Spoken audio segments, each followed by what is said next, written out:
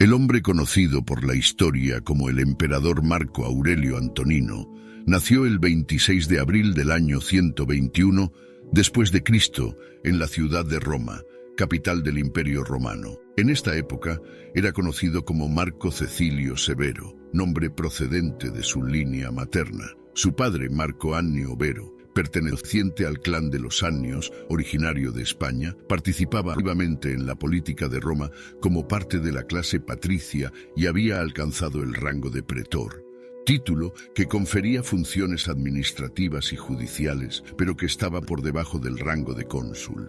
El padre de Marco Aurelio ejercía como pretor. Siguiendo lo que se había convertido en costumbre romana para las élites, poco después de su nacimiento, Marco fue entregado al cuidado de una nodriza, una práctica que fue fuertemente desaprobada por el eminente historiador Tácito. Un año o dos después del nacimiento de Marco, la fecha exacta es desconocida. Su madre dio a luz a su hermana, Annia Cornificia Faustina. Marco fue criado por su madre y su abuelo paterno. Fue gracias a la ambición de su abuelo que el clan de los Annius fue reconocido y posteriormente admitido en la clase patricia por el emperador Vespasiano, en algún momento durante su reinado entre el año 69 y el 79 después de Cristo. En sus meditaciones, Marco escribiría más tarde sobre su abuelo: «De mi abuelo Verus aprendí la decencia y un temperamento suave».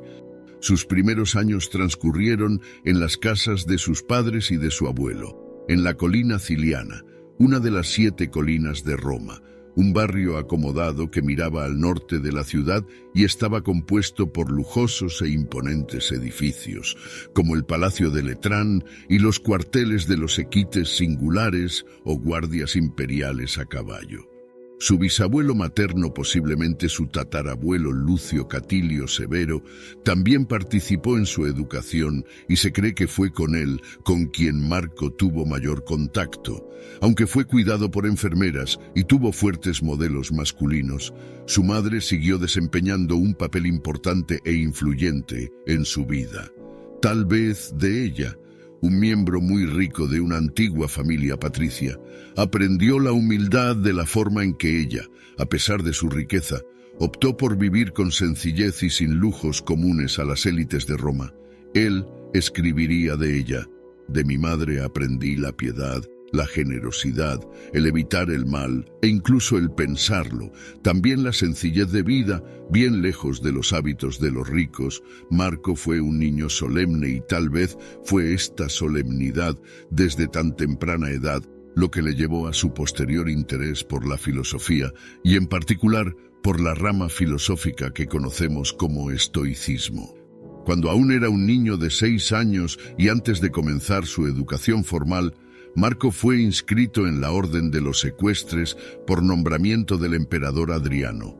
Esta inducción oficial a la Orden de los Ecuestres requería una cualificación por medio de la riqueza, pero también un requisito adicional. Bajo Augusto, la Orden de los Senados y la Orden de los Ecuestres habían sido separadas por categorías de riqueza. La Orden de los Ecuestres tenía un requisito de propiedad de 100.000 denarios y la Orden del Senado un requisito de 250.000 denarios, pero la Orden Ecuestre también fue subdividida por Augusto. Cualquiera que cumpliera con el requisito de propiedad de 100.000 denarios podía ostentar el título de eques, pero solo aquellos a los que un emperador concediera el equus publicus podían ser admitidos en la orden y ostentar el título de equites equo publico. Así, por las acciones de Adriano, Marco fue admitido en la orden, aunque su extrema juventud era inusual para la admisión, no era única. Cuando tuvo edad suficiente para dejar el cuidado de las enfermeras a los 7 años, Marco recibió una educación variada. Tras las lecciones elementales de lectura, escritura y aritmética, recibió instrucción sobre literatura y lengua griega elemental de Euforio, pronunciación y elocución latina y posiblemente teatro de Gémino. Al mismo tiempo, fue admitido en el colegio sacerdotal de los Salios. Aunque no cumplía los dos requisitos de pertenecer a la clase patricia por nacimiento y tener ambos padres vivos, la adopción formal por parte de su abuelo o la inscripción por parte de Adriano suplantaron este último requisito y podrían mostrar un favor especial hacia Marco por parte del emperador.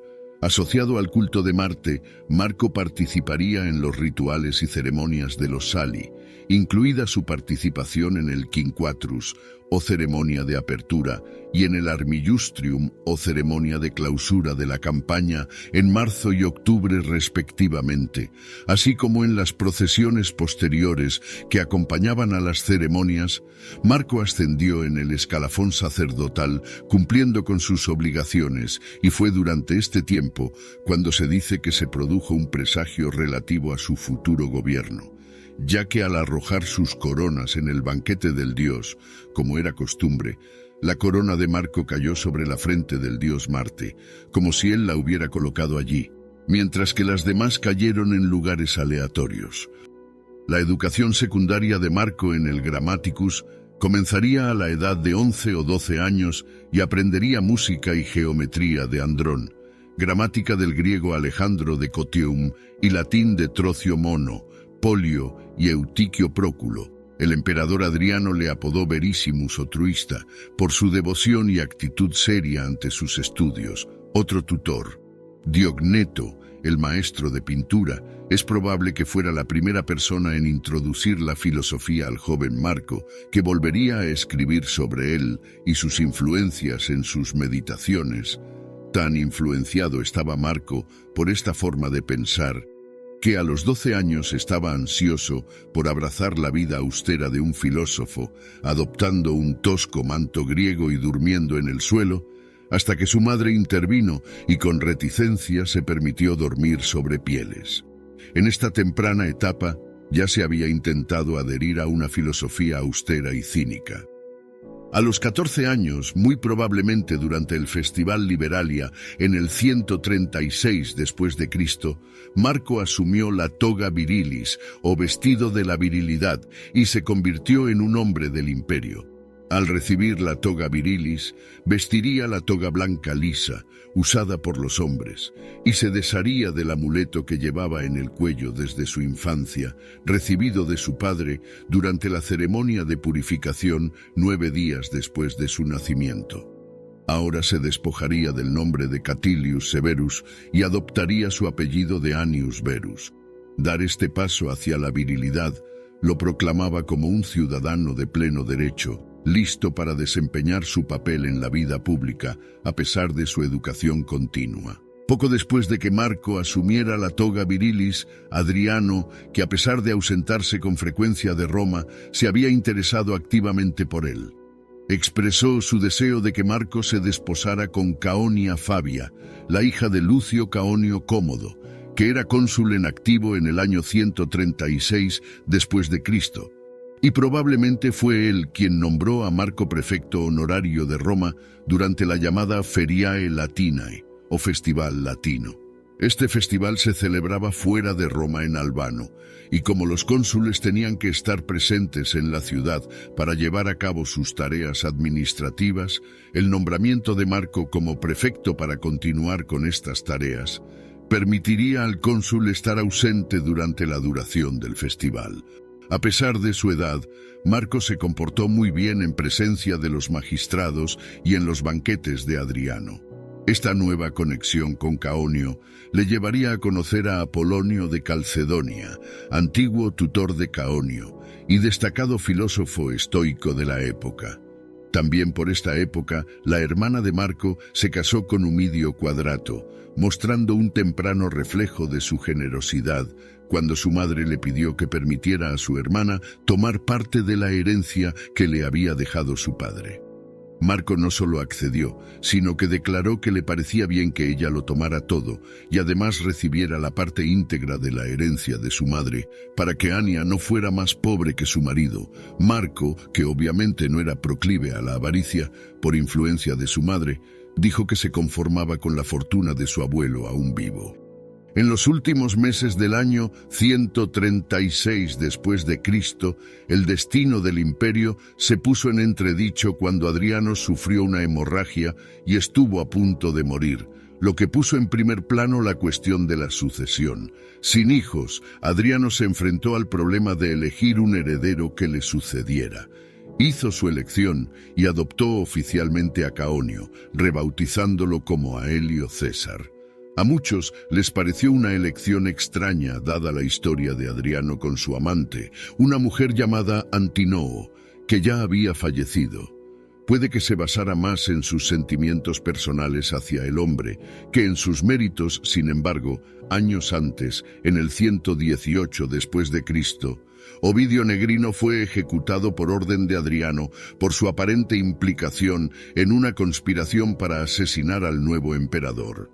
De haber vivido, tiene cierto mérito la idea de que Negrino podría haberse convertido en el heredero de Adriano, y como Caonio se había casado con la hija de Negrino, podría ser que esta fuera la manera de Adriano de compensar sus acciones anteriores, aunque es algo más plausible que Adriano eligiera a Caonio debido a sus antecedentes y conexiones que Marco con su propia familia prominente también realzaba. Y así el asunto se resolvió, pero no sin derramamiento de sangre, ya que Adriano ordenó a los otros que habían sido candidatos a ser su heredero que se suicidaran, entre ellos Servianus, el nonagenario cuñado de Adriano, y su nieto Pedanius Fuscus Salinator. Aunque Servianus accedió a la petición, declararía públicamente su inocencia y maldeciría abiertamente a Adriano, diciendo que anhele la muerte, pero sea incapaz de morir antes de acabar con su propia vida. Sin embargo, la sucesión de Caonio no iba a darse, puesto que el Senado había expresado su malestar con esta elección y habiendo causado una impresión poco favorable desde el principio. Adriano decidió que Caonio debía embarcarse en un viaje de servicio militar, y Caonio fue enviado a Carnuntum, en la zona del Danubio, con el poder proconsular sobre las provincias de Panonia, para sofocar el malestar que se había desarrollado dentro de las tribus locales, restaurando así su lealtad a Roma.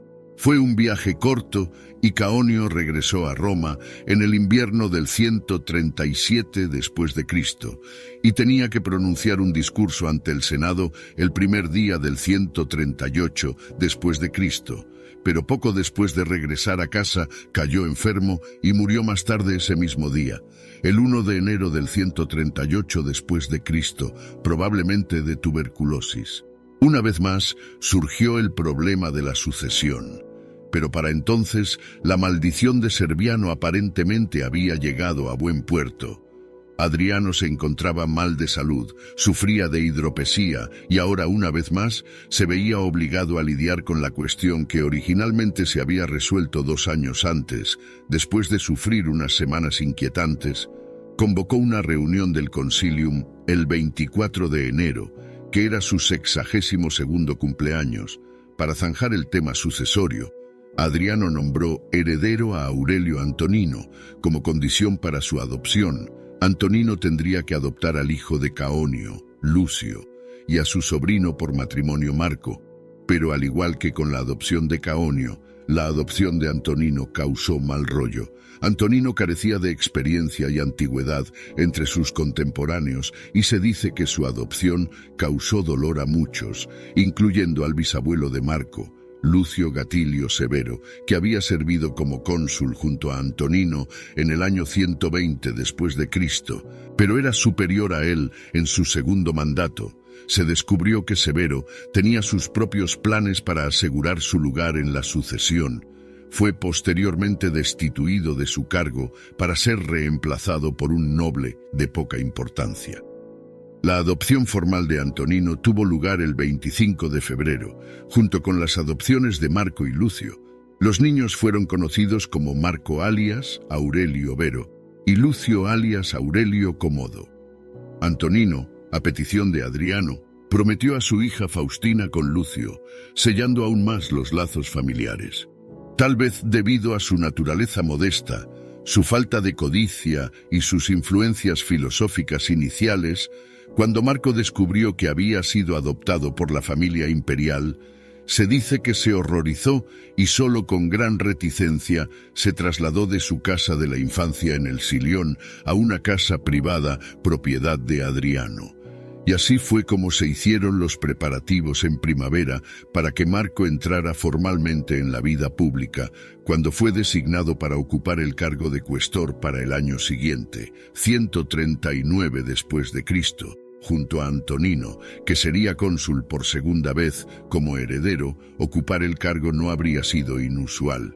Pero la edad mínima para ocupar el cargo de cuestor era de 24 años, y Marco solo tenía 17 años. Adriano intervino y solicitó que Marco quedara exento de esta ley, y sin embargo, a pesar de ser elevado no solo a la esfera política ordinaria, sino a la familia imperial, Marco no se vio afectado por el cambio y siguió siendo el joven reflexivo y generoso de sus años mozos. Sin embargo, la salud de Adriano estaba empeorando y realizó numerosos intentos de quitarse la vida.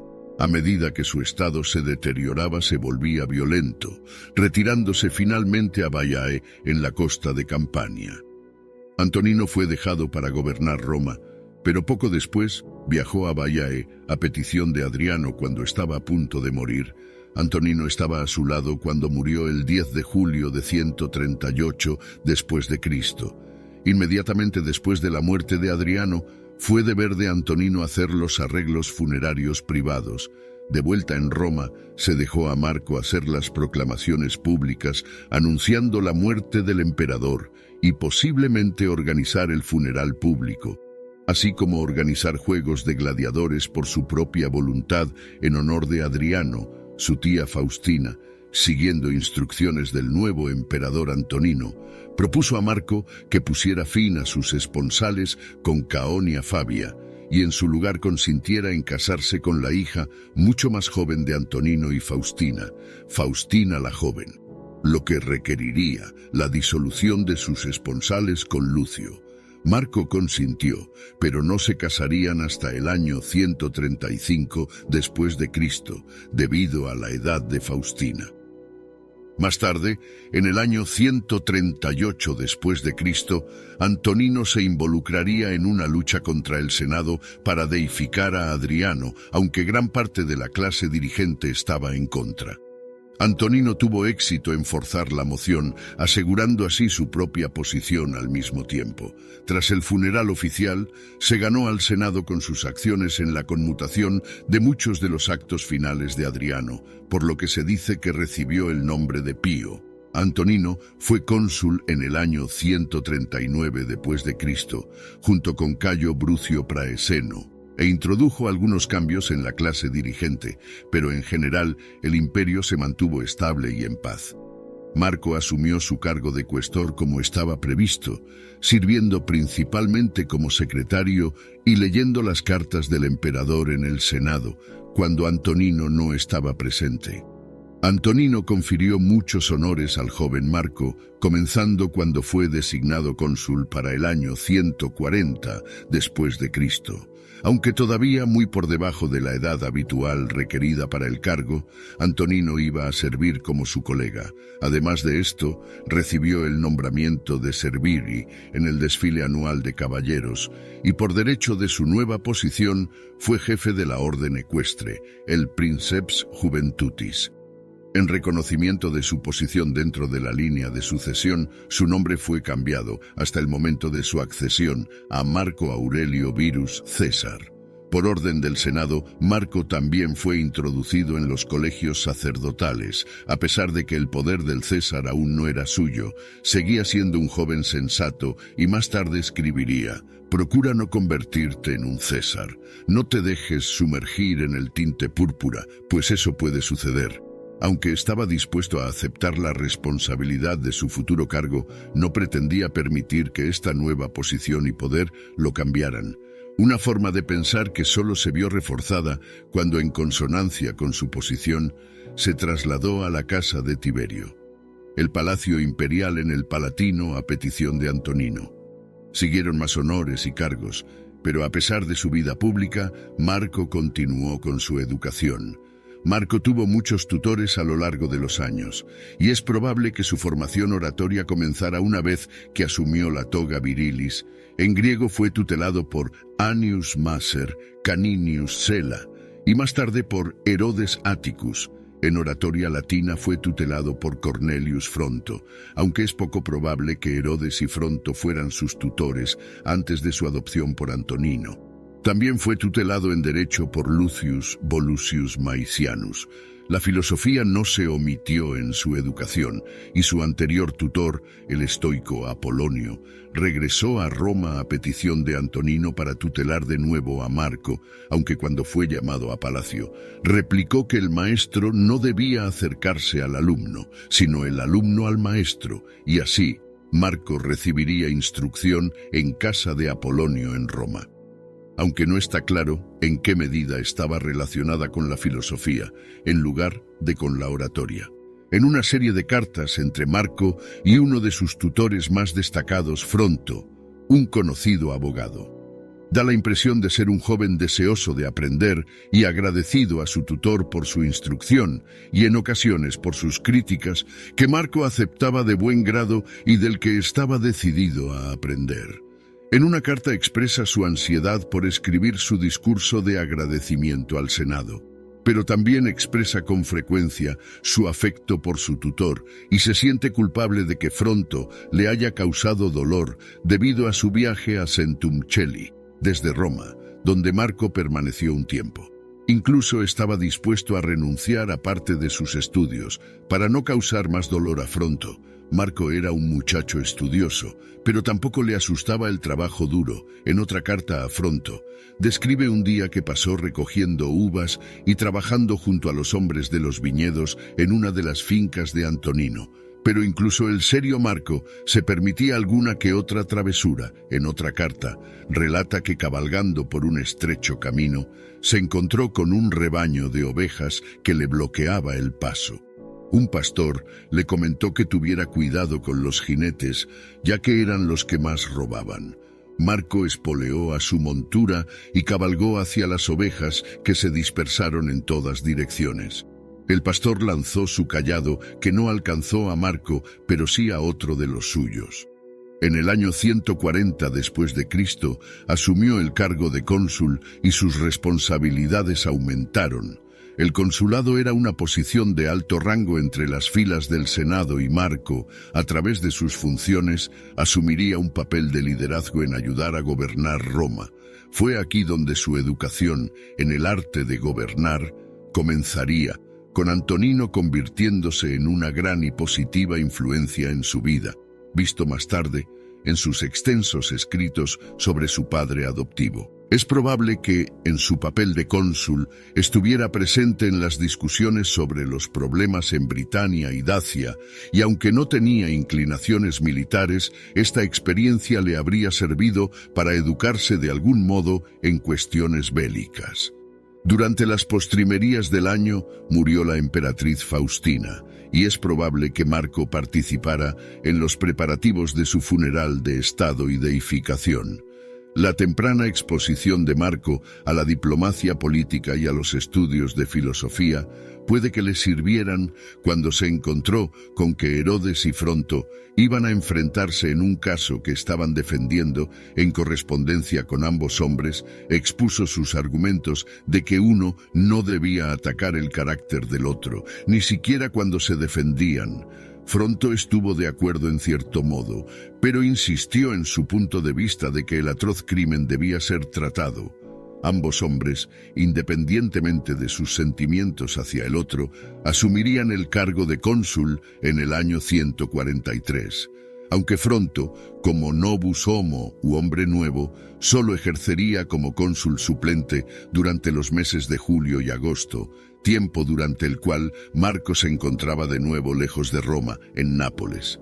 En el año 145, Marco se convirtió en cónsul por segunda vez, una vez más con Antonino como colega. Durante este mandato tendría que lidiar con un levantamiento en Mauritania y se quejaría a Fronto. En una carta sobre la cantidad de correspondencia involucrada, Lucio, el hermano adoptivo de Marco, Probablemente recibió la toga virilis a principios de ese mismo año, aunque poco se sabe de sus primeros años. En abril, Marco y Faustina se casaron y como formaban parte de la clase patricia, la ceremonia de conferatio habría sido oficiada por Antonino, y se acuñaron monedas con la imagen de la pareja en conmemoración.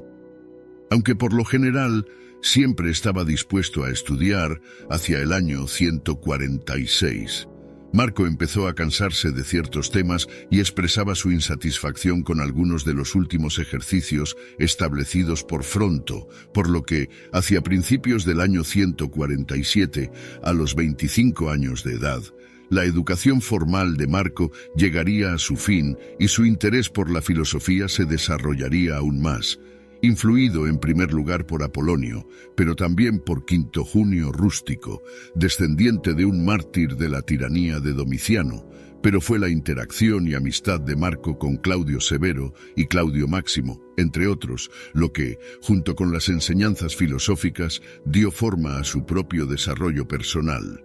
Otra influencia destacada fue Sextus de Caeronea, un maestro de filosofía sin carrera pública. Marco continuaría asistiendo a sus conferencias, incluso como emperador. Cada uno de estos hombres figuraría en el primer libro de Meditaciones, junto a sus otras influencias más destacadas, donde Marco describe todo lo que aprendió de ellos. El año 147 no solo permitiría a Marco dedicarse a su creciente interés por la filosofía, ya que a finales de ese año nacería su primer hijo con Faustina, que daría a luz al menos a otros 13 hijos durante su matrimonio, aunque como era habitual en la época, muchos no sobrevivirían al día siguiente del nacimiento. Faustina recibió el título de Augusta y Marco recibió el poder tribunicio y el imperium. Y aunque en la carrera de otros esto pudo haber marcado un periodo de servicio militar, tal no fue el caso de Marco. El propio Antonino tenía poca experiencia militar en el exterior y no la consideraba necesaria para Marco. Ni Antonino ni Marco emprenderían ninguna expedición durante el mandato de Antonino como emperador. En el año 148, Roma celebraba su 900 aniversario con fastuosos juegos públicos organizados por Antonino. Casi al mismo tiempo, en Oriente, un nuevo rey subía al trono de Partia, lo que llegaría a causar problemas a Marco en su propio reinado. El año 149 marcó el inicio de un periodo difícil para Marco y Faustina, que tuvieron 2 hijos gemelos. Se celebraron los 2 nacimientos y se conmemoró a los niños en las monedas del año. Pero al final del año, ambos niños habían muerto y fueron enterrados en el mausoleo de Adriano. Al año siguiente nació otra niña, aunque Faustina dio a luz a varios hijos e hijas entre el año 150 y 156 después de Cristo. Las monedas imperiales de este último año muestran solo a 2 hijas supervivientes. Marco sufriría una nueva pérdida cuando su hermana murió en el año 152. Y aunque la fecha exacta no está registrada, su madre Domitia fallecería en algún momento después del año 155. Otros 3 niños, un hijo y 2 hijas, nacerían entre el 157 y 160 después de Cristo. Una vez más, su hijo no sobreviviría. A lo largo de esta época tumultuosa, Marco mantuvo correspondencia con Fronto, aunque en los documentos conservados no hay rastro de ninguna mención de sus pérdidas. Apolonio le había enseñado que la pérdida debe ser soportada, y es con esto en mente que escribiría sobre su dolor más tarde en las Meditaciones. Durante este periodo, Lucio ocupó el cargo de cuestor en el año 153 después de Cristo, y luego el de cónsul en el 154 después de Cristo, ambos antes de alcanzar la edad mínima requerida. Sin embargo, no fue tan pronto como Marco había recibido los honores. Los hermanos adoptivos tenían personalidades diferentes. Mientras que Lucio tenía afición por los deportes y se le atribuía como despreocupado, con gran afición por los espectáculos de gladiadores. Marco era serio y parecía encontrar dichos espectáculos más bien aburridos, aunque no parece que hubiera rivalidad entre ambos. Las responsabilidades de Marco probablemente aumentaron a medida que Antonino envejecía, y en el 160 después de Cristo compartió el consulado con Lucio. Sin embargo, a principios del año 161 después de Cristo, Antonino murió tras una corta enfermedad, por lo que el imperio pasaría a manos de Marco. Sin embargo, al ser confirmado por el Senado, se negó a asumir el cargo de emperador a menos que Lucio fuera nombrado emperador junto a él. En parte por obligación con Adriano, pero quizás también para que la carga de gobernar se desprendiera, el Senado estuvo de acuerdo. Aunque Marco había desempeñado su función pública durante muchos años, todavía no se sentía inclinado a esta forma de vida, pero dada su educación y sus estudios de filosofía, a pesar de sus reticencias, su sentido del deber se impuso. Los hermanos adoptivos gobernaron conjuntamente. Marco ostentó el título de Pontifex Maximus como emperador mayor. Lucio como Pontifex. A partir de entonces serían conocidos como Imperato César Marco Aurelio Antonino Augusto e Imperato César Lucio Aurelio Vero Augusto. La Guardia Pretoriana, los guardaespaldas personales del emperador, podían hacer o deshacer a un gobernante. En el año 41 después de Cristo habían asesinado a Calígula, por lo que su lealtad al emperador entrante tenía que estar asegurada, y así, siguiendo un precedente establecido por Claudio, en el momento de la ascensión, Marco y Lucio prometieron a la Guardia Pretoriana 5.000 denarios a cada uno. Esta sería la primera vez que Marco sería aclamado imperato. Junto con Lucio, en este caso por los pretorianos, Marco pasaría a ser aclamado imperata por sus futuras victorias por las tropas, un total de 10 veces durante su reinado. Los planes para el funeral y la deificación de Antonino se hicieron, sin oposición por parte del Senado, y sus cenizas fueron enterradas en el mausoleo de Adriano. Pero cuando Lucio cayó enfermo más tarde, Marco acudió rápidamente a su lado. Se pensó que Lucio sufrió un leve ataque de apoplejía, pero se recuperó y continuó su viaje, llegando finalmente a la capital siria de Antioquía. Entretanto, Statius Priscus asumió el mando y tuvo cierto éxito en Siria y en la toma de Artaxata, la capital de Armenia, en el año 163 después de Cristo. Sin embargo, desapareció de las crónicas oficiales poco después, por lo que su destino es incierto. Marco seguía manteniendo correspondencia con Fronto, quien en una de sus respuestas le tranquilizaba diciéndole que la suerte de la guerra podía cambiar a su favor, como ya había sucedido muchas veces antes. Por otro lado, Lucio parecía estar disfrutando de su experiencia, sin tomar parte activa en los combates.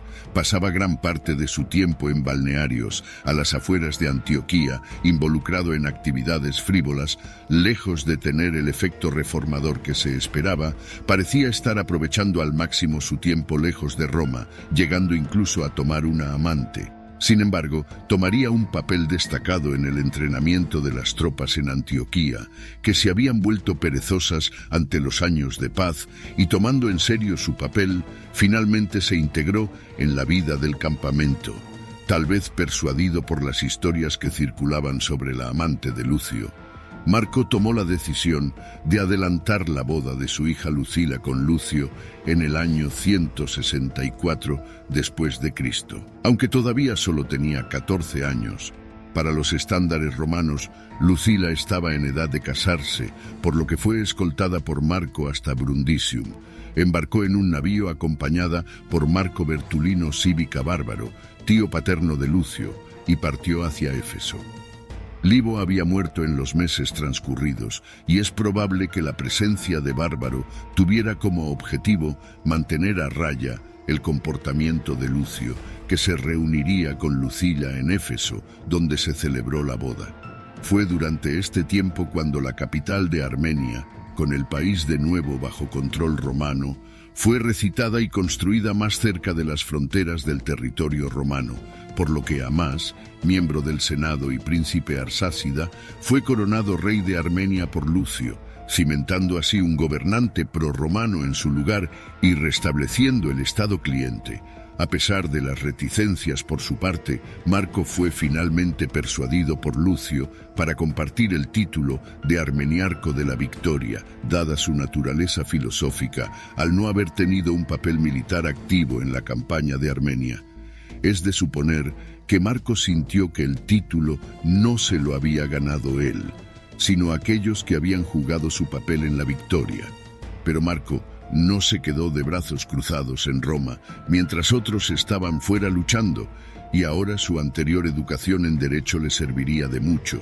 Quedan pruebas de su introducción de reformas en la legislación, en particular en los ámbitos de la manumisión de esclavos, el nombramiento de tutores para huérfanos y menores y la selección de los consejos de las provincias.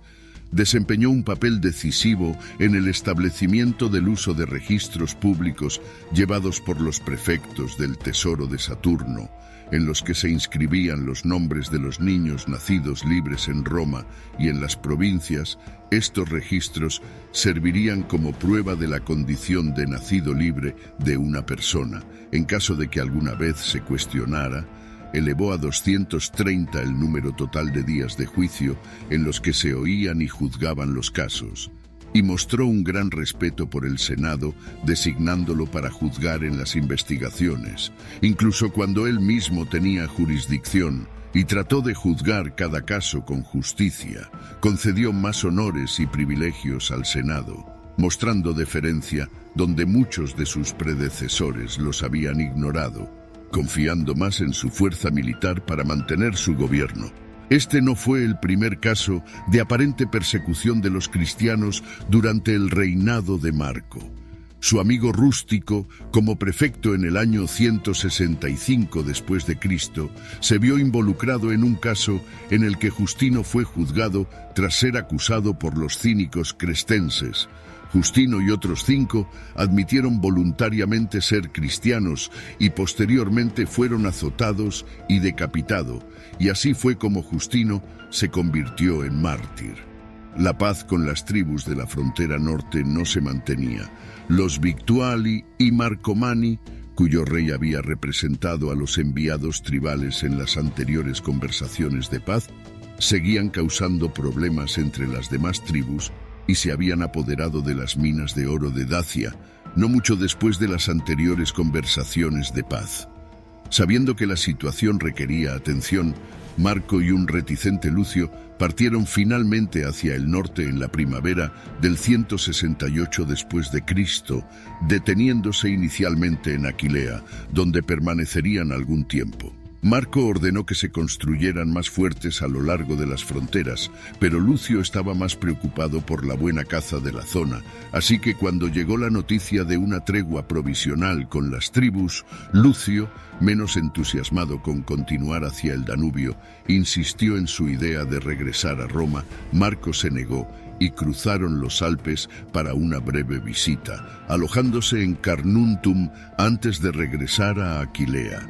Este tenía la intención de pasar el invierno en Aquilea y continuar la campaña del Danubio al año siguiente, pero con la peste aún presente, Galeno, el eminente médico, recomendó un regreso a Roma y como Lucio seguía presionándole para que hiciera lo mismo, finalmente accedió, aceptando a regañadientes acompañar a Lucio de vuelta a Roma.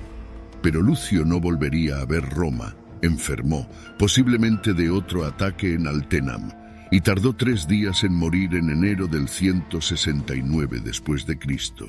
Abundaron los rumores en torno a la muerte del coemperador, llegando incluso a acusar a Marco, Faustina y Lucilla de complots individuales contra él. Pero no se puede dar crédito a ninguna de ellas. Marco supervisó el funeral y la deificación de Lucio a su regreso a Roma. Para entonces, debido a la guerra en Oriente, la peste y el aumento simultáneo de las legiones, Roma se enfrentaba a una crisis financiera y aún se necesitaban más tropas para reemplazar a los que habían sucumbido a la peste y para completar las nuevas legiones. Pero para ello aún se necesitaba dinero, por lo que Marco, en lugar de aumentar los impuestos, organizó una subasta de propiedades palaciegas en la que se vendió gran parte para recaudar fondos. Para reforzar aún más los números, se formaron unidades auxiliares con antiguos gladiadores, esclavos liberados al alistarse e incluso bandidos reclutados, y se contrataron mercenarios de las tribus germánicas, lo que alivió en cierta medida la carga financiera que suponía reclutar y equipar nuevas tropas.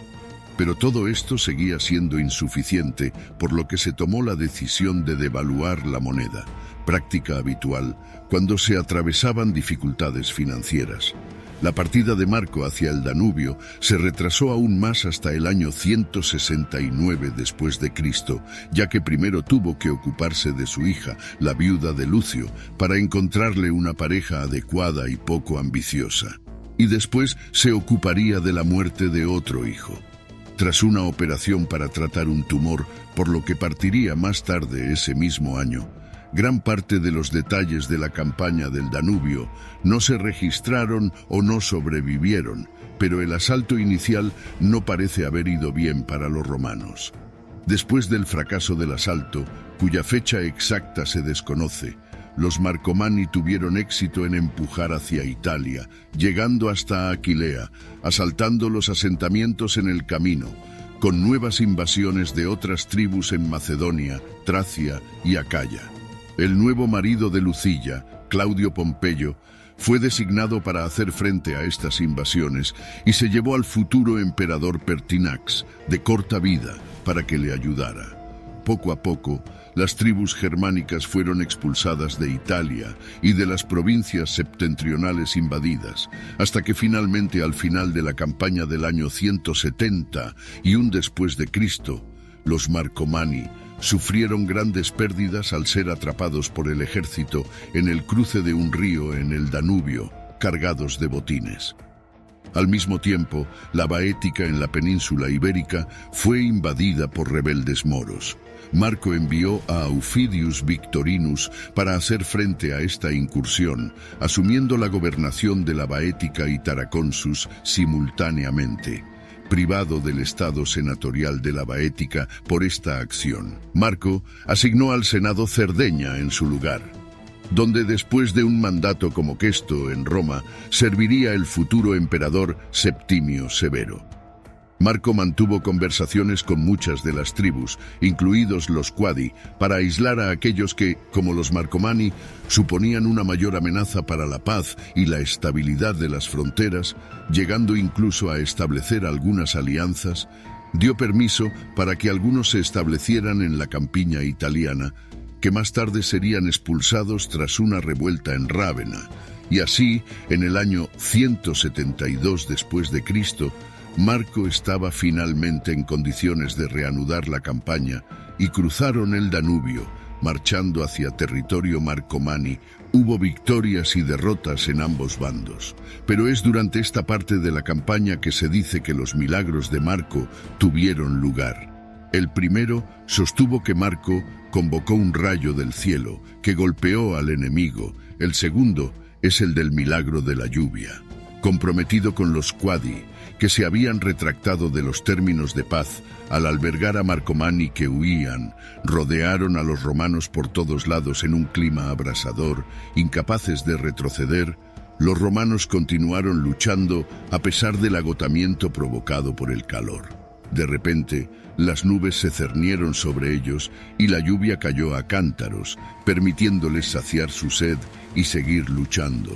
Posteriormente, los milagros se representarían en la columna de Marco Aurelio, que aún se conserva en Roma, aunque los escritores cristianos afirmarían más tarde que estos milagros eran obra de su propio Dios. Las representaciones en las monedas y en la columna muestran que Marco solo daba crédito a las deidades asociadas con el panteón romano. Marco obtuvo la victoria sobre los Marcomanni a finales del año 172 después de Cristo. Se hizo un tratado y se impusieron severas restricciones a la tribu. Por la victoria, Marco y su hijo Cómodo, que probablemente estaba con él en ese momento, recibieron el título de germánico. A pesar de estos éxitos, todavía había problemas en otras partes del imperio. Una rebelión había comenzado en Egipto y Ovidius Cassius fue enviado desde Siria para tratar con él, mientras que en Armenia, Sohamus había sido depuesto. Publius Martius Verus, el gobernador de Capadocia, Marco tenía la intención de regresar a Roma en el año 173 después de Cristo, pero la guerra continuó contra los cuadios y otras tribus menores, principalmente en una serie de pequeñas escaramuzas.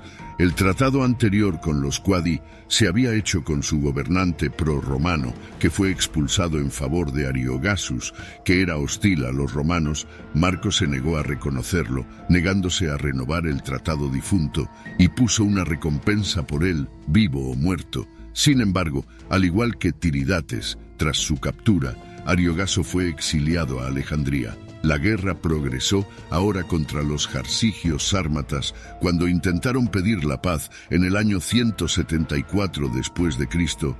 Marco se negó, sin embargo, poco más se sabe de esta parte de la campaña. A pesar de su presencia en el frente, Marco continuó con sus obligaciones judiciales cuando el tiempo se lo permitía, habiéndose tomado siempre muy en serio sus obligaciones en este sentido.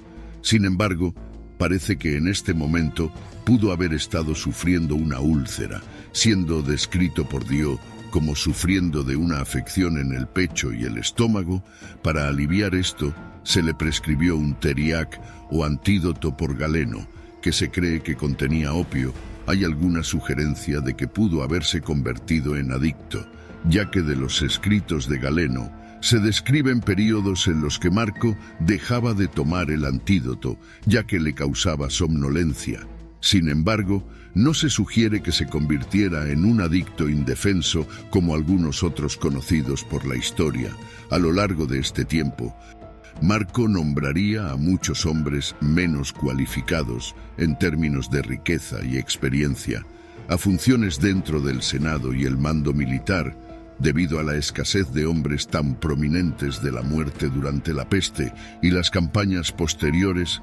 También se dice que ha hecho varios pronunciamientos sobre asuntos públicos, incluyendo la continuación de los juegos públicos en su ausencia y la abolición de los baños mixtos.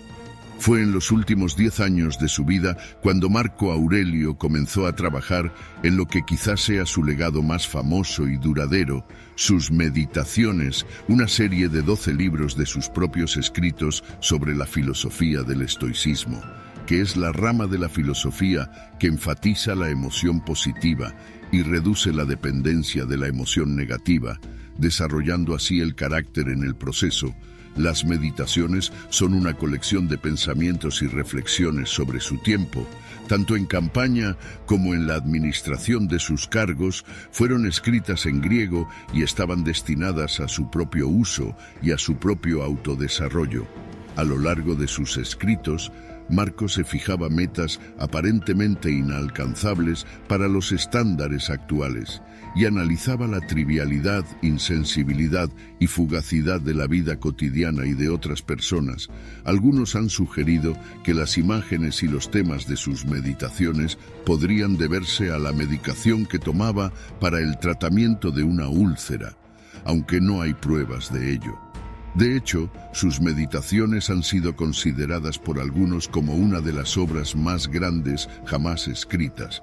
Aunque no eran obras filosóficas originales como tales, un tema que emerge en las meditaciones es el del autoanálisis y el cuestionamiento, así como la adhesión a la ética y el mantenimiento de la concentración frente a las distracciones. Otro tema es la promoción de la racionalidad, permitirse vivir en armonía con el logos u orden en el mundo y tratar tanto el triunfo como el desastre como ni buenos ni malos en sí mismos.